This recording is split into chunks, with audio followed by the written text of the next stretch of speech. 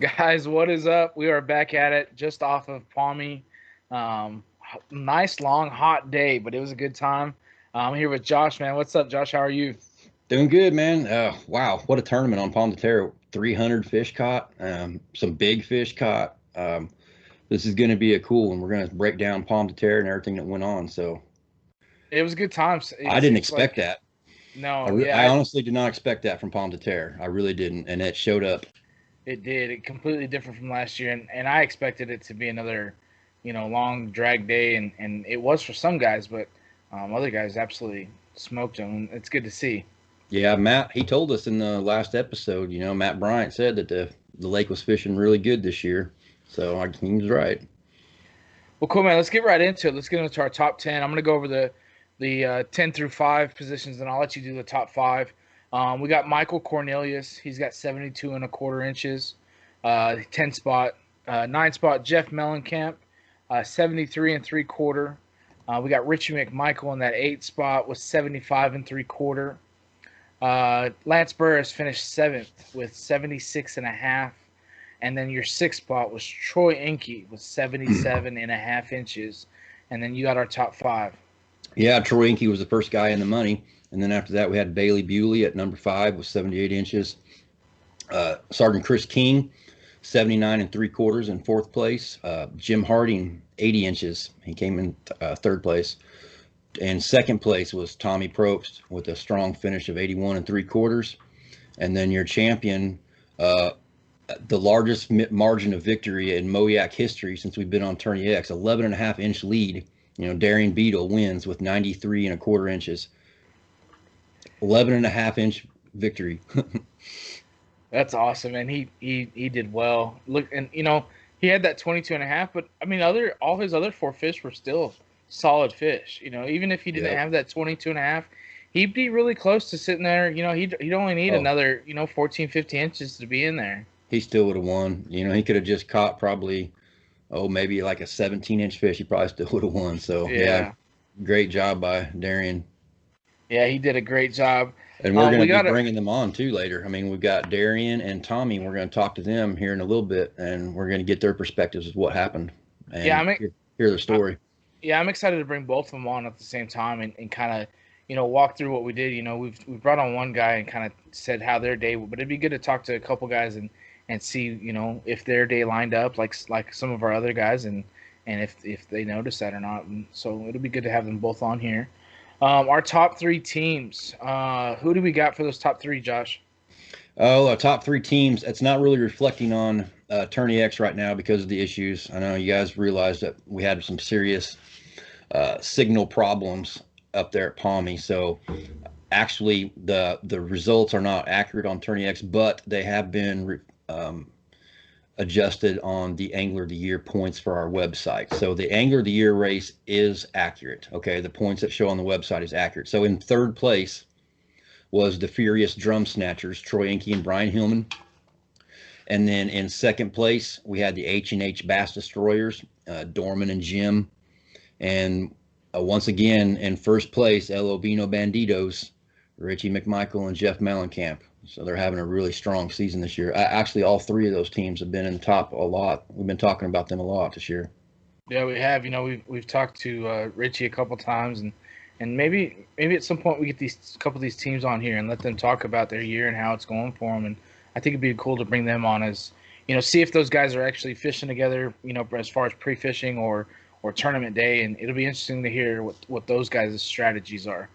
Yeah, those are actually, as I'm looking at the Team Trail Angler of the Year race, those are the top 3 teams in the AOI points too. Right now, you got H&H Bass Destroyers in 1st place, followed by El Obino Banditos, and then the Furious Drum Snatchers are right behind them. So those 3 teams are really close in the Angler of the Year race. It's going to be a barn burner at the end. Yeah, it sure is, and it's going to end on the championship on Table Rock. This is the only one where the championship is going to count for points. So there's going to be points and a half to be made at the championship. So the championship's going to be huge. I mean, there's going to be teams that can come up and take this away from those guys if they do really well on Table Rock. That's cool. It's exciting. As far as big bass on both sides of the team and the trail, Darian Beedle, that 22 and a half, monster for Palmy. Yeah, I mean, This thing is huge. I mean, a 22 that's ties their all-time MoYak record for a live tournament. Brian Hillman caught one last year back on Antani Como, and now Darian caught one on Pommy. So 22.5. That's pretty good for Missouri. Yeah, that's cool. That's awesome, man. Especially during a live event. You know, we see a lot of those during the monthlies, but not too many during live events. Right. Yeah. To go out and catch one in a live tournament on a different lake, and that's a different animal than the onlines for sure. Completely. Just want to give a quick shout out to Chris Moyer. He did all the announcements at Palmy, announcing guys, doing the drawings and all that. Did a great job. Want to make sure and tell that guy thank you. If you see him next time in a tournament or out fishing, make sure and say thanks for that as well. Appreciate him doing that. Yeah, and also a big thanks to Jay Harmon. He's been doing a lot to help out behind the scenes. He's there to help me set up, to take down and clean up. And there were other guys that were there helping too. And I mean, that's just one of the things that makes MoYak great. I mean, thanks to all the guys that helped out for the Pomme de Terre event there. I mean, I appreciate it. I really do. Yeah, I really do appreciate that, guys, and appreciate your support. And then Josh, man, the food, dude, it was good. It was really good, man. I'm glad, man. Everybody told me they really liked the jambalaya. The So, jambalaya was really good. I wanted to take some home with me, but it was good, man. and I think all got eaten. I don't doubt that. Moving right along. Just right after we get this one wrapped up, we're headed to Bull Shoals, September 5th. It's gonna be not a lot of pre-fishing time for guys, so it'll be interesting to see what happens. See if those guys, those guys that really pre-fish and take the time on weekends, how they do. But I mean, we're gonna be right back at it. Josh, you were telling me that you're not gonna be there for Bull Shoals. Yeah, unfortunately, with schedule conflicts and the way other tournaments were rescheduled, I have a KBF Super Trail tournament down in Monroe, Louisiana. So I've got a competition I need to be at on the same day. So I'm not gonna. It was a tough call, but I've got to go fish this tournament. So it's necessary for the Angler of the Year race. So Brian Hillman and Troy Inke, they're going to be running the show on Bull Shoals, and they are more than capable of doing it. Brian's been doing this longer than I have, so it will be in good hands. Might not have a good feast going on, but we'll still have an award ceremony, some pictures taken, and we'll have a basic little thing there at the pavilion at the Beaver Creek Campground. The water level is going down now pretty quickly. The pavilion's out of the water, I think. So I think the water level should be good enough for us by the time we get there. Cool, it'll be a good time. Troy Inke and Brian, they'll definitely take care of us. And then just a couple weeks after that, man, it's our last trail series for Stockton Lake. It's wild to think that we've already been, more than halfway through the year and just about wrapping up our regular trail. Yeah, I know it's been a crazy year, but it doesn't even really seem like it's gotten started to me. But we're almost done. We've got our last two events coming up, and so I mean that's going to be when the scores start dropping from on the AOI race too. So Bull Shoals and Stockton, there's a lot on the line these last two tournaments. Yeah, so you guys that maybe only have 3 events right now, you can still finish the last 2 events and still be in the points because you're going to drop, those zeros that you have. So if you've got 3 events, you've still got a shot. You still got an opportunity. Is it tougher? Is it harder? Yeah, definitely. But as long as you've got 3 events right now, you can still fish the last 2 and still be in there for that Angler of the Year running. And more important, that Taney 20. I think a lot of guys are excited about that. They may realize that they may not have a shot at that Angler of the Year, but that Taney 20 is exciting. I know you posted it on Facebook today. I'm looking forward to that, and hopefully I qualify for that as well. Yeah, the Taney 20 is going to be our spring championship. I haven't got an exact date set for it. I believe it's going to be towards the end of March of next year. I have to wait and see on that, but it'll be probably our first event of the year for MoYak in 2021. And yeah, I'm pretty excited about it too. But not only guys that are getting that top 20 will get an invite to that, but we've also got the All-American on the line. We got the top 10 going to that. We've got the KBF National Championship bids to give away. Those are all part of our Angler of the Year race. So those top 10 guys and top 20 have a lot to shoot for. Speaking of Angler of the Year, September is the last monthly that'll go towards your Angler of the Year points online. I don't believe we're not dropping any scores from that, correct? That's correct. There's no drops on the monthlies, and September is the final one of the season. So you might want to get signed up for that and be ready, because at the end of the September, we're going to crown the online angler of the year, and they're going to get an invite to the KBF National Championship as well. Be cool to see, cool to watch. And then onlines will wrap up. I know you'll probably do some onlines over the winter time or those off months, and they'll just be for fun. So you're more than welcome to fish those. And if you're not really sure about it yet, that's the place to get going, man. Get going in off season when nobody cares about AOI and stuff like that. Get into some monthlies. Get on your own water. We've talked about that before, but that's where you can build some confidence in not only your fishing abilities, but your tournament experience. Going through that, submitting fish, catching fish, landing fish. It's just one way to get some more experience for you. Yeah, it's a great way to learn. It's a great way to practice. It's also something to do. In the off season, you want to go out and go fishing. I mean, I've kind of gotten to the point where if I'm not in an online tournament or in a tournament, I'm not really wanting to go fishing. So, that gives you something to do. October through February, those months will be just for fun, low entry fee, just that $20 entry fee, $25 entry fee, and just be fishing for a little bit of cash. It's a good time. As much as we've been through, we've got a lot going on still, a lot of events to look forward to. It's still a lot of going on, and so it's exciting. Got some big ones coming up. Yeah, it should be a good one. It's going to be fun to see how it ends up and where guys move in the AOI race and what happens, Yep. Well, what else, Josh? You got any other announcements or anything we need to cover right now?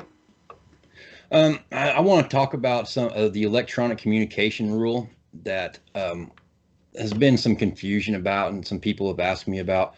While you're on the water in a tournament, you can't be talking to other people on the water with your phone. You can talk to them in person, but you're not supposed to have shooting them a message and asking them what the bite's like on the upper end of the lake, and they say the bite's good, and then you can be like, okay, I'm going to pack up and go up there. That kind of gives you an unfair advantage over someone who may not have a friend out there on the water with them. So that's why the rule's in place. And that goes for like walkie-talkies or any kind of communication. If you want to work together, man, that's fine. You can, but fish together. It's a different story when you got a couple guys on the water fishing together, and he's like, hey man, I just caught one on this purple worm. You got to put on a purple worm. Nothing wrong with that. But, if you've got somebody on the north end of the lake and someone who's like 40 miles from there, and you're fishing two different strategies to see which one might work out better, and then you message that guy and say, hey, this is working better, we need to switch up. So then that's an advantage. So that's why the rule's in place, and it's not just us. It's most tournaments have that as well. So just want to let people know that have asked me about that. Yeah, you can talk to each other on the water, you can help each other out on the water, but you need to do it in person. If you can see each other and you're there next to each other, that's fine. Just don't be splitting up and trying to gain an advantage that way. That's all. Well, let's see if we can get Darian and get Tommy on here. Let's talk to them about their day on Palmy and see how that went for them, and I'm excited about that, man. Yeah, let's do it. All right. What's up, guys? Well, we got Tommy and Darian with us. Josh, we got them both on the same time. I'm excited about bringing two guys on at one time. It's going to be cool. Man, here's your top two finishers, guys. Tommy finished second. Darian finished first. Let's start off with you, Tommy. Go ahead and introduce yourself. Tell us how long you've been kayak fishing and what you're fishing out of and what's kayak fishing for you, man. Okay. I've been kayak fishing for probably about 4 or 5 years, I guess. Got into it just doing the KBF monthly onlines. Started fishing MoYak last year, getting introduced to these big reservoirs. I'm not used to fishing them at all. I fish out of a Hobie PA-14 now. It's a good way to release some tension and get out away from everybody. What do you think about that pedal drive? Did that make a difference for you, making the switch from paddle to pedal? It's a big difference, but then there's always somebody with something better, like Hillman with his Torpedo on the back and stuff. I still can't keep up with them people, but well, that's cool. Well, Darren, what about you, man? How long you been doing this, and what's it for you, and what are you fishing out of? Well, I've been going on 3 years now. I started with O-Rat and river bassing, And when river bassing kind of fell away, I started with MoYak last year, and it's a whole new thing. I grew up on the river, so lakes to me are crazy. But I've been fishing out of a wilderness attack forever, and I bought a Hobie last year, but I kind of toss it up. You never know what I'm going to be in. I was in the attack this last weekend. Do you like being in? Do you feel like it gives you a little more advantage when you're picking apart some water if you're in that attack, slowing down a little bit? It slows me down a lot. Yeah, I've heard that I've noticed that myself too. As soon as I put my motor on my kayak, it seems like I don't do as well because I'm moving too much and I'm more apt to leave a spot or not pick it apart enough. You know, when you're slowing down and paddling, you're almost forced to just sit there and fish every single thing in front of you. So, I mean, there are advantages to doing that. Oh, definitely. Well, man, let's Tommy, let's start off with you, man. Let's start off with Palmy. Did you get to pre-fish much? If you did you go to a couple different areas, or did you just find one spot and pick it apart? I got to fish a few times. I went up both weekends before, fished on Saturdays, fished Bolivar Access, and then Corey Point or whatever they call that, and got beat to death with all the wakes. So I decided to hit the river for the tournament. Boat traffic's been bad this year for every one of our events. I think so many people are getting out on the water. It's like every weekend's a holiday this year. It's crazy. Yeah, that's true. I actually had wakes come over inside the Hobie, so that's way too high. One of the guys with me, he actually got swamped. So after that, I decided I was going to pick something different. Wow, that's crazy. So you got to pre-fish, a couple weekends. At what? I mean, so basically, you didn't choose either one of those spots that you pre-fished. Is that correct? That's correct. Yeah, I had some good bites in both spots, but I just didn't want to contend with all the wakes, so I just gave up on them. So at that point, did you just say, here's a crapshoot, I'm gonna pick one or two spots and maybe just roll the dice in the morning, or what? Kinda. I was planning on starting off in the river and then going to the Bolivar afterwards, but I ended up just riding it out in the river the whole time. Well, it seems to worked out for you pretty well. It was a good score, man. I didn't catch a fish after 11 o'clock, so I probably should have went ahead and moved, but you never know. By the time I loaded up, moved over, it would have wasted an hour. So I thought I'd have a better chance staying there, but it just didn't turn out that way. Wow. So all your bite came in the morning then, huh? Yeah, I didn't get anything right off the bat. I thought I'd be able to get some on top water. I threw that for half an hour without a bite and switched over and started throwing soft plastics, and then I finally caught a fish. I did catch a few on top water once the sun came up, but other than that, it was mostly soft plastics. Saw a lot of people catching muskie and catfish and other stuff. Did you catch any junk fish while you was out there? I caught a 23-inch flathead when I went out of Quarry Point, and I had something big break me off. I don't know if it was a muskie or what it was, but I hooked him on a tube and fought with him a while, and he snapped and came up jumping, and the people on the dock, 100 foot away or more could see it, so they knew it was a big fish. Wow. Man, I never got to see what it was really. I've seen going through a lot of the pictures that people are posting, and a lot of people caught some different fish that weren't bass, especially the muskie. We should have had a muskie tournament maybe on the side. Would have been a good time. So what type of water were you fishing, Tommy? Were you shallow or deep, or what were you looking for? It was a little bit of both. I caught most of my top water shallow, and then a little deeper, probably 10 to 15 on the soft plastic. And feel free to share as much as little. What was it? I mean, were you throwing, creature baits, a tube? Was it one? Did you have one bait that stuck out more for you, or was it kind of just whatever? Yeah, it was a darker colored creature bait. I tried tubes like when I fished out of Quarry. That's the only bites I got was on a stupid rigged tube. And I caught that catfish I was telling you about on a 10-inch power worm. But other than that, I didn't have any other bites on crankbaits, anything. It was weird. Different spots like different baits.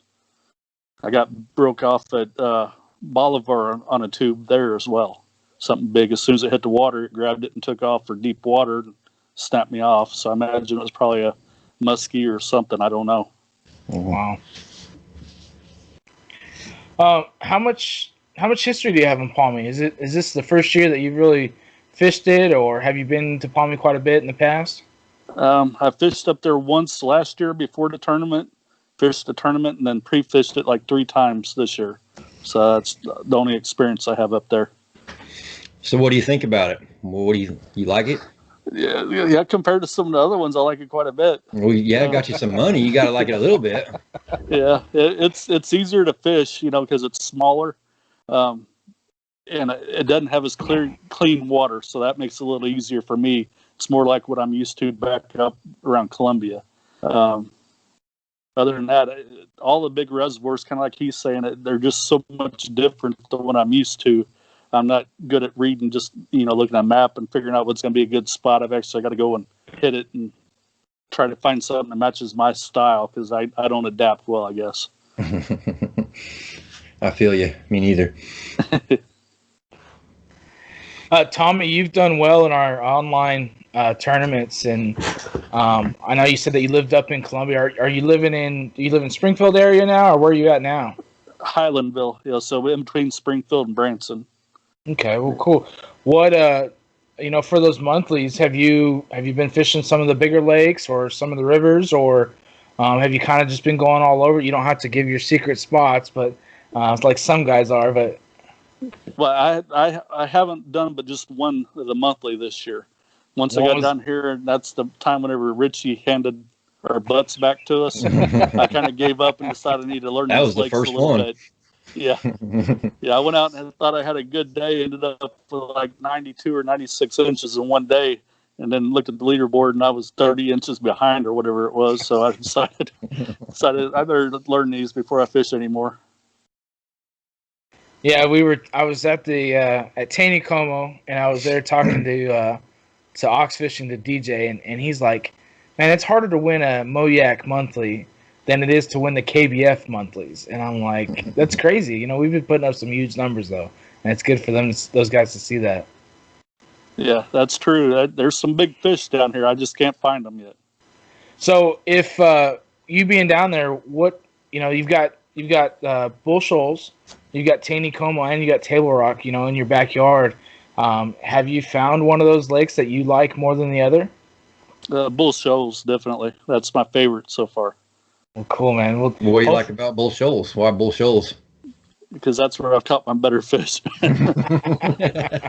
No, fair enough. It's been flooded, and I do better fishing structure than just vast openness, and so I've been doing better there, picking apart stuff, than what I do down at Table Rock. Oh, well then you're setting up to be in a good situation for this upcoming tournament. Bull Shoals up so. Next. That water's coming down. It's on my birthday too, so I've been telling people I'm going to win that one. That's cool, man. That's exciting. Tommy, man, appreciate you being on here. Darren, let's get to talking to you and kind of how your day went. What was it for you? Did you go up the river somewhere, or did you fish some main lake? No, I went up in the river. We put in a McCracken Bridge and went up. There was probably 8 or 10 other kayakers putting in right there. About half of them went down to the lake, and the other half went up, and I was behind them all most of the day. One of them, about halfway up, turned around and went back to the ramp, but the other 3, I was behind all day long. So you pulled out that score while fishing behind people? Yeah. I'm pretty sure I was fishing behind Jeff, Richie, and then Carrie. That's awesome, man. That is cool. It was just your day then, huh? Yep. Yeah. Yeah, it was definitely a fun day. Did you catch a lot of fish? I mean, as far as numbers go, did you catch a bunch of them, or were your bites kind of spread out? No, they were kind of spread out. Most of them were in the morning. I probably caught 10 or 11 fish. I probably caught 6 white bass. But most of them were in the morning. It died probably on me about 9:30 and didn't pick back up till 11:15, 11:30. When did you catch that big one? And when was the time slot for that? That was right before lunch, like 11:30, 11:45. Wow. Well, can you talk about that? Everybody wants to know this. It's the biggest fish, tied for the biggest fish ever caught in a live tournament. So Yeah, come on, man, spill that's the beans. crazy. Well, first How'd off, you do it? that's my personal best. And there's a big tree laid down in the water, and you could see several shoots off of it underneath the top of the water. So I threw that buzzbait along the back of it and was ripping it, just burning it as fast as I could along that log. Well, as soon as it dropped to the log closest to me, I just let it fall down in front of that log because it's kind of deep there. And no sooner did I let it fall did he hammer it. And it was on. He pulled me all the way up in them trees. My boat in front of my attack was up underneath the log. I was screaming and hollering. It was fun. Oh man, sounds like it. A fish like that you don't catch very often. No. No. So as No, far and that's as pretty much how I caught them all. Really? Throwing a buzzbait on through some cover and stuff? Well, even I threw the wigglewort all day, the wigglewort and spinnerbait all day. That's the only thing I caught fish on. Spinnerbait. And I was doing the same thing with the wigglewort. I was burning it over them trees, and as soon as it get to the trees, I just burn it even harder and let it dive down deep. And as soon as it started diving deep, they slammed it. Sounds like you found a good pattern. Yeah, about time. Well, that pattern got you over $1,400, so I think it paid off for you. Congratulations, man. That was a great score. Great win. Happy for you. Thank you. did you get to pre-fish that area much, or was it kind of a last minute deal, kind of like Tommy? Well, I fished Pittsburgh on the weekend before, which is one of my favorite places to fish up there. And we fished there for a couple hours. I caught some decent fish, but not enough. And my partner was like, well, let's go try to hit the river. So we went up in the river. And the section we fished that day, pre-fish, that morning we put in and fished all the way. We paddled all the way past that before we even started fishing. So not really. I didn't really get to see anything that I fished before I started fishing it. Was there very many other people there? You said there's No. three or four guys? Yeah, but the other two are in Hobies with torpedoes or motors, and they like took off all the way to the end. And one of them kept coming back and forth, and I mean, I just stayed behind everybody, and I hate to say it, but I just crisscrossed across the river back and forth to all the structure and got them. You did. Darian, how much time have you put on Palmy? Are you close to there where you fish it a lot, or is it kind of just you're fishing it for tournaments? No, I live in Springfield, but last year I was doing a remodel job up there in Pittsburgh, and the guy's like, hey, there's a public ramp right down here by my house. And so, like, every week that I worked up there, I'd take my boat up there and fish for a couple hours after I was done, and that's kind of my practice. But that's it for me, other than last year on Palmy. That's cool. Palmy is definitely, looking at last year coming to this year, it's definitely, come a long ways, and it'll be interesting to see what happens next year at Palmy and see if the numbers turn out again, or if it's going to be another, dragging a worm all day kind of long. It's interesting to see. Definitely. Darian, what are you looking forward to? The rest of the year. Are you looking forward to Bull Shoals or Stockton, or are you just looking towards the championship? Honestly, I'm looking forward to it all. I love doing this. It's probably my favorite thing to do. I mean, that's all I do every weekend is I'm in my kayak, so I'm ready to go whenever. Yep, it's a lifestyle and it gets addicting, that's for sure. But it's a good addiction. Yeah, definitely. As for Darian or Tommy, if you guys, let's start with you, Tommy. Is there anybody you want to say thanks to or appreciate the support with? For one thing, if my wife wouldn't let me go out and practice and stuff, I wouldn't be able to do what I enjoy. I've switched jobs, and now I don't have to stand on call on the weekends, so that's nice. Be able to get out and actually compete with you guys, because before I'd have to give up at least 1 week in a month in order to, for work. And And then I've been running around with Lance and Chris Moyer quite a bit. And that's nice having some companionship out there, because I used to always just be by myself all the time. So it's nice to be able to have some friendly competition and talk about what's going wrong or right for people. Cool. Right. I know, man. I love it when guys get together and get out on the water and hang out. I mean, that's another thing that makes MoYak awesome. People getting out and sharing time and sharing techniques and information and building friendships. I've made a lot of friends in MoYak. I probably would never have had if it wasn't for kayak tournaments. I think we can all say that. Yeah, it's very, very true. What about you, Darren? Anybody else you want to say thank you, or any companies you would appreciate or anything like that?